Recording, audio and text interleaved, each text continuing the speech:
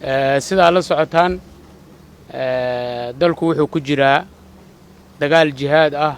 oo looga sifaynayo ama looga ciribtirayo khawaarijta al-shabaab dagaalkaas oo meel fiican maraya oo sida aad ogtihiin ilaahay mahadiis dadka Soomaaliyeed iyo dawladda Soomaaliyeed guulo waaweyn laga gaaray furimo kala duwan laga dagaalamay sida aad ka warqabtaan marar badan madaxweynaha jamhuuriyadda uu sheegay dagaalka markaan lagu jiro al-shabaab waa dagaal ka duwan kuwii hore waana dagaal leh wajiyo kala duwan hore waxa marar badan dagaalku ugu badnaa waji military waad ogeydeen inuu ahaa dagaal qoriga kaliya afkiisa ku socday laakiin siyaasadda dawladda madaxweyne xasan sheekh maxamuud waxay tahay in al-shabaab laga dagaalamo laba furimood oo kale oo lagu soo kordhiyay dagaalka oo ah in laga joojiyo dhaqaalaha baadda ah ee dadka Soomaaliyeed intay ka gurtaan ay isla ayaga dib ugu gumaadayaan iyo sidoo kaleeto in la joojiyo faafinta fikirka cabsigelinta iyo marin habaabinta ah ee waqti 20 sanadood ku dhow ay dadka Soomaaliyeed ku dhex faafinayeen kaasoo ah aaladda ugu weyn ee ay u isticmaalaan in dadka u qaybiyaan qayb ay fikradooda qaldan ka iibiyaan oo dhalinyaro badan oo nagu qaali ah ay ku marin habaabiyaan ay ku laayaan iyo qayb inta diidda fikirkooda ay ku cabsi geliyaan oo ay ku argagax geliyaan sidaas daraadeed shirkana jaraa'id ee maanta waxa uu ku saabsan yahay qaybta saddexaad ee ku saabsan joojinta fikirka khawaarijta in la faafiyo iyo fariimahooda argagax gelinta ama cabsi gelinta in la faafiyo sidaas daraadeed dawladda Soomaaliyeed iyada oo xiganaysa qodobada kala duwan ee dastuurka jamhuuriyadda sharciga isgaarsiinta qaranka iyo sharciga warbaahinta qaranka waxa ay mamnuucday oo gabi ahaanba ay joojisay nooc kasta oo faafin fikirka argagixisada iyo falalka cabsi gelinta ah oo xambaarsan fariimaha khawaarijta nooc kasta ay yihiin go'aankaas wuxuu ahaa go'aan horay dawladdu u gaartay qaybo kamid oo ay fuleen qaybana ay dhimanaayeen sidaas daraadeed waxaan rabaa inaan warbaahinta Soomaaliyeed iyo guud ahaan dadka Soomaaliyeed u sheegno in arintaas loo aqoonsanayo in ay tahay faldambiyeed nooc kasta oo la xiriirta faafinta falalka argagixisada iyo fikirkooda iyo arrimaha ku saabsan in fariintooda la gudbiyo haddaba dawladdu iyada oo fulinaysa qaraarkaas dawladeed ay gaartay waxa ay maalmihii la soo dhaafa bilowday hawlgal xoog leh oo lagu la dagaalamayo fadhiyada argagixisadu ay ku leeyihiin baraha bulshada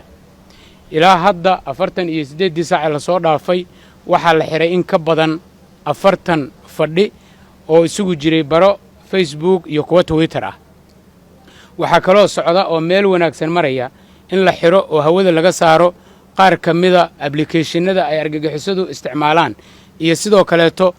baraha kale ee bulshada ay isticmaalaan oo ay ku jiraan website-yada iyo kuwa kaleeto oo iyagana aan rajaynayno insha Allah ta'ala in la dhameystiro marka taasi waa tilaabada ilaa hadda fushay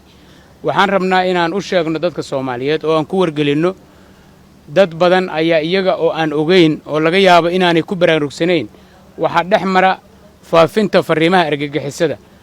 oo isugu jira marin habaabinta iyo cabsi gelinta sidaas daraadeed waxaan rabnaa inaan ogeysiino dadkeena sharafta badan nooc kasta oo ay yihiin in qof kasta ama goob kasta oo lagu faafiyo fikirkaas ay dawladda Soomaaliya u tahay bartilmaameed iyo goob dambi oo loola dhaqmi doono loona cuska doono qodobada muxuu ahaa dastuurka ee ah mas'uuliyadda dawladda ka saaran ilaalinta badqabka bulshadeeda iyo la dagaalanka faafinta fikirka xaq jirka oo adduunyada oo dhan ka ah dambi waxaan markaa dadkeena sharafta badan ogeysiinaynaa in qof kasta uu hubiyo fariinta dhex maraysa aaladda warbaahineed ee uu isticmaalo ama ha ahaato social media ama ha ahaato warbaahin rasmi ah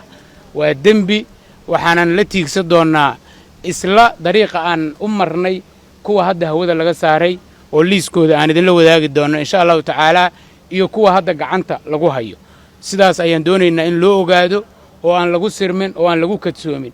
codadkooda iyo muuqaaladooda iyo sawiradooda iyo fariimahooda qorshaysan midna lama faafi karo waana dambi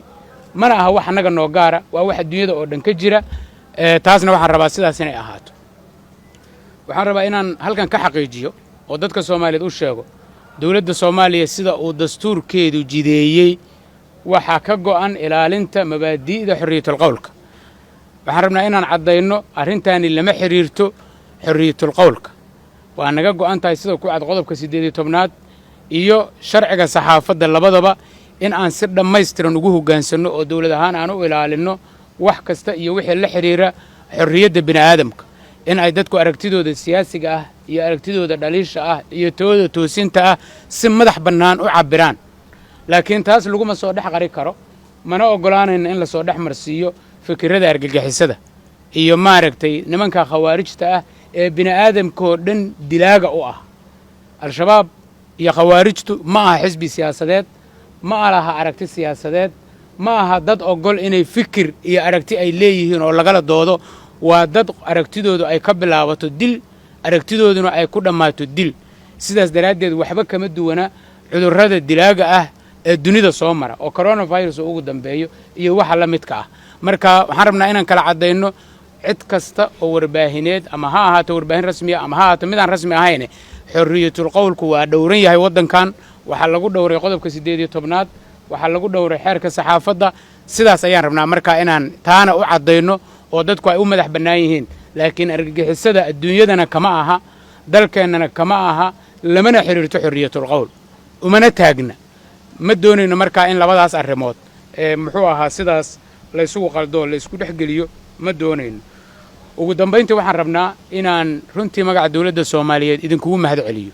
idinku warbaahinta Soomaaliyeed inaan u mahad celinno dadka Soomaaliyeed waa ku faraxsannahay waana dareensannahay isbeddelka dadka Soomaaliyeed dhinac kasta uga dhacay ee ku saabsan inay u midoobaan cadowga iyagoo dhan ay wada leeyihiin oo mid uu dhaafayo aanu jirin marka waa ku qanacsannahay doorkiina waa ku qanacsannahay sidaad u shaqaynaysaan waa ku qanacsannahay kaalintaad qaadanaysaan waxaan doonaynaa dal nabdoon oo dimuqraadi ah inaan ahaano waxaan doonaynaa dal nabada inaan ahaano waxaan doonaynaa argagixisada inaan ka adkaano marka taana waxaan doonaynaa inaan maaragtay idinkaga mahad celinno insha allahu tacaala aad iyo aad baad u mahadsantihiin